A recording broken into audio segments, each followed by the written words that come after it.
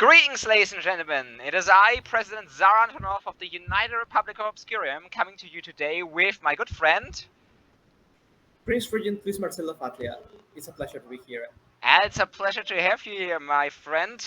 We are here for the first episode of what I hope to be many Dragon Talks. Now, we already did something for the Year of the Dragon on the 11th of February, right when it started. A little cultural exchange with multiple micronations. Atlia was also a part of that. And back then, I did say that I wanted to interview some people from some certain regions about their local dragons. So I'm a man of my word, and here we are with this man, Luis of Atlia, and he's going to tell us a little bit about his regional dragons. And since he's from not only from Atlia but also from Mexico, which is located in Mesoamerica, he's going to be talking about, surprise, surprise, Mesoamerican dragons, which is a very fascinating topic. So, Luis, first of all, how do you feel about dragons? Have you had many interactions with them before? Well, to be fair, no, because as far as I know, like dragons, at least here in Mexico, well, we just have like our most famous dragon, which could be Quetzalcoatl, which is part of the Aztec pantheon of gods, and that's more of its symbology and significance is more for the center of Mexico. And as I live in the north of Mexico, which actually the north of Mexico is called Arid America, which arid, if you know the meaning of arid, you can give an idea of why. Yeah, yeah. So yeah, we haven't had much of contact, but we still can see some imagery in in tourist images for the south of Mexico, or in buildings that want to have this feeling of Aztec architecture and such. All right, fair enough. So, I hear you have prepared a little presentation, so to say, for us. Oh yes, of course. I will share it, and I can start explaining the dragons in Mesoamerica. I will mention here, this isn't really much of a traditional interview. Luis is going to do his presentation now, and then we are going to talk some more about the things he mentioned. But Hey, tell me if it can be seen. yes, it can be seen.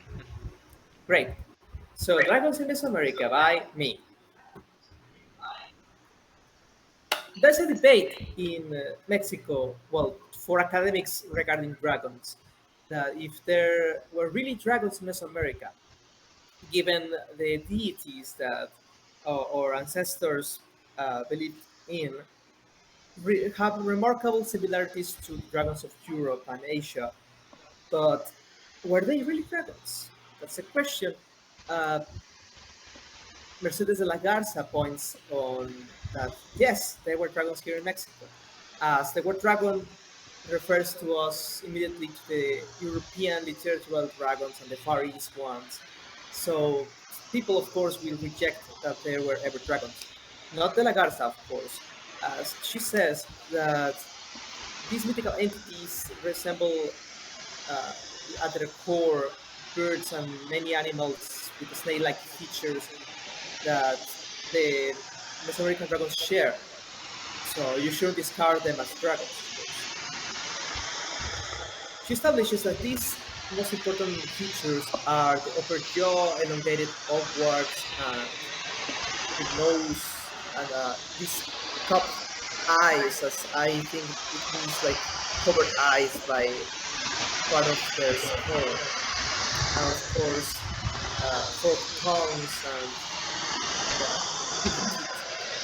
this good example could be seen in the 25th of Yaxilan, which is shown in the image and a better here, where you can see this stay-like feature as represented by Aztec artists. And the first of them, which I'm going to explain, is Quetzalcoatl Kukulkan. I might explain later why I put them together. as Quetzalcoatl was a prominent deity in the Aztec religion. It was depicted as a feathered serpent, and actually its name means that, with Quetzal being a bird and Quetzal being a serpent. So it's that, yeah. A bird serpent. A bird serpent, basically, yeah. Or a feather serpent in this case, with its meaning. It, he was revered as the god of wind, air, and learning. It was a huge deity for the Aztecs, as it represented the circle of life and death, and fertility and rebirth. Uh, of course, he was associated with both the creation and destruction and the morning star and such. According to this mythology, Quetzalcoatl played a central role in the creation of humanity and brought civilization to mankind with such things as art, agriculture, and knowledge.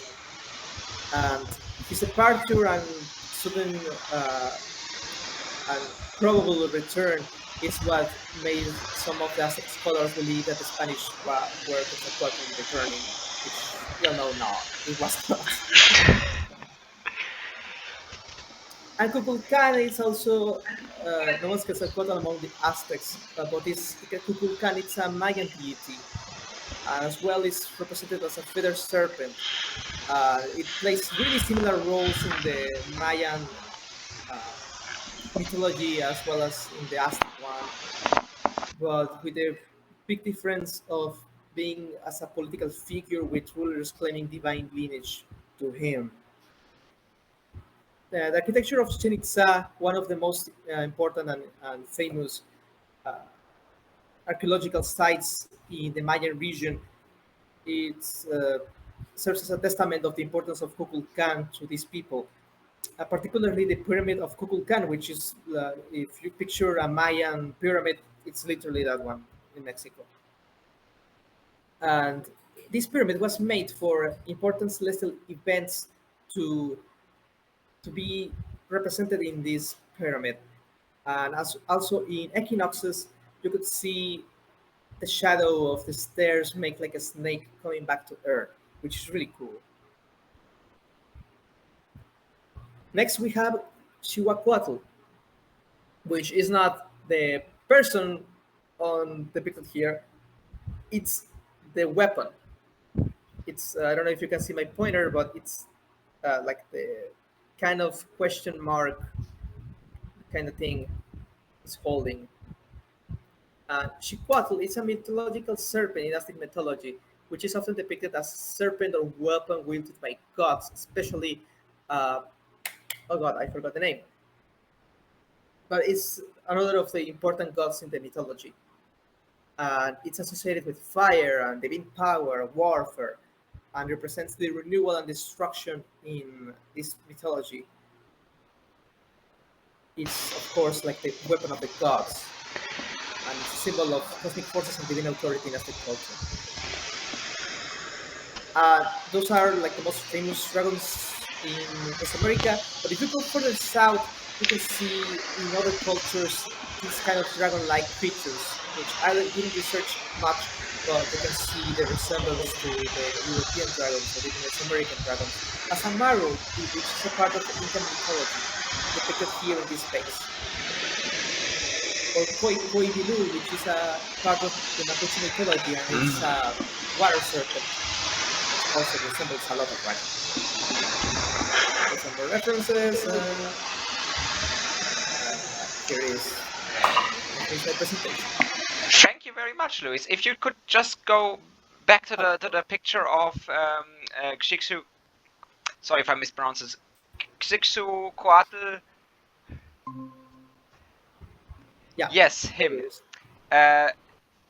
Just for your information, for everybody watching, that's not a guitar, because it looks a lot like a guitar, the thing he's holding. It's actually two separate parts. The upper part, that's the dragon, and the lower part is a shield. Because last time I saw this picture, I got confused, and Louis explained that to me. But yeah, you can see there's a gap in between them if you zoom in.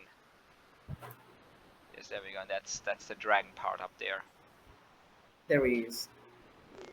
So, but yes, we can see from this that they absolutely seem to be some sort of dragons in Mesoamerica, and even further south.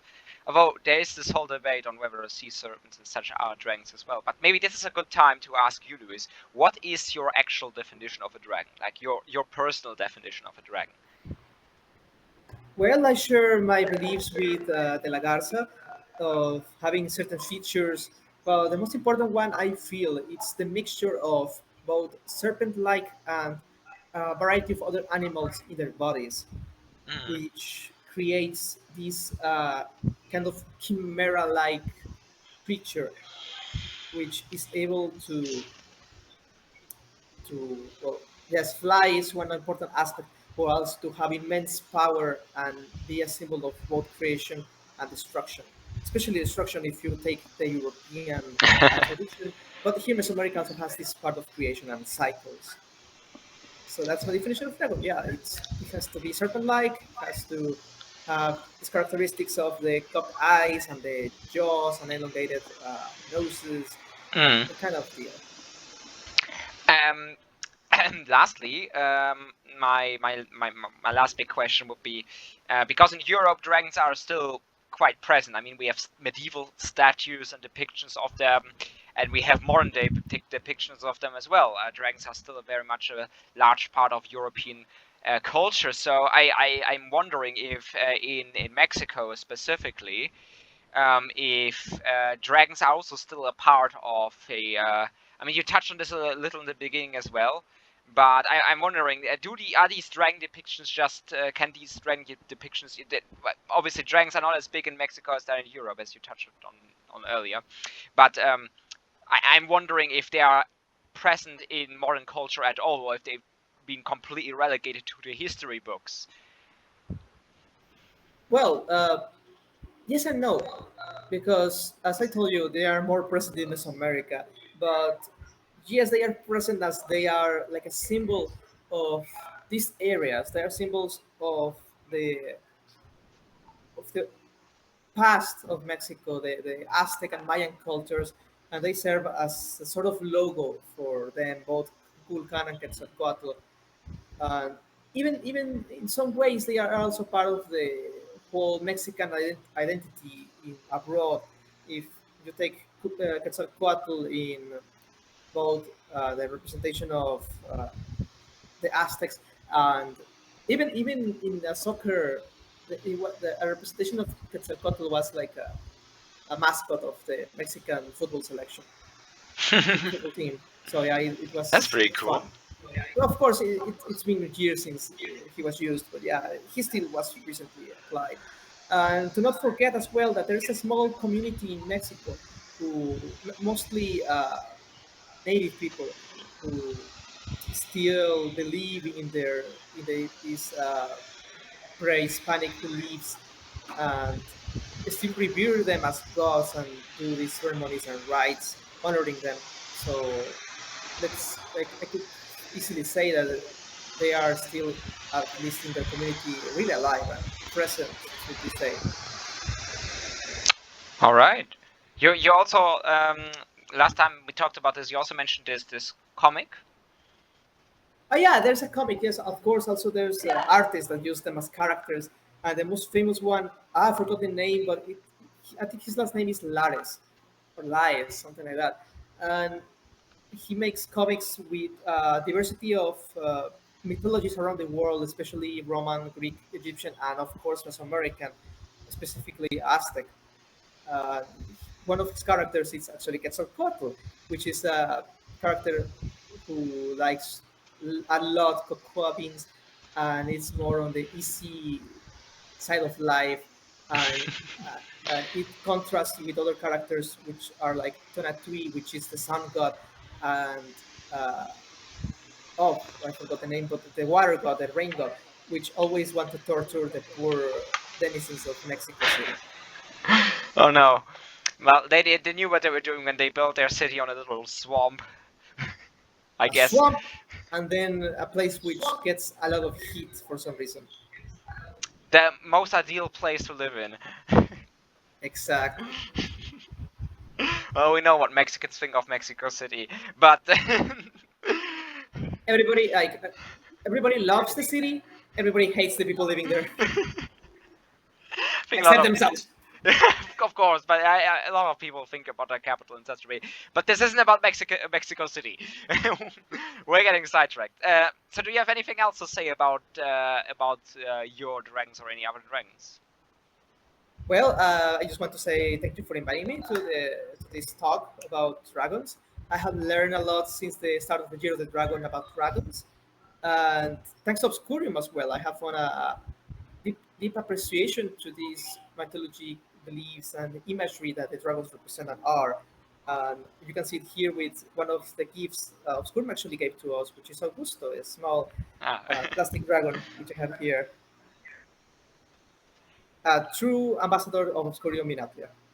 Yes, he's doing his job just fine.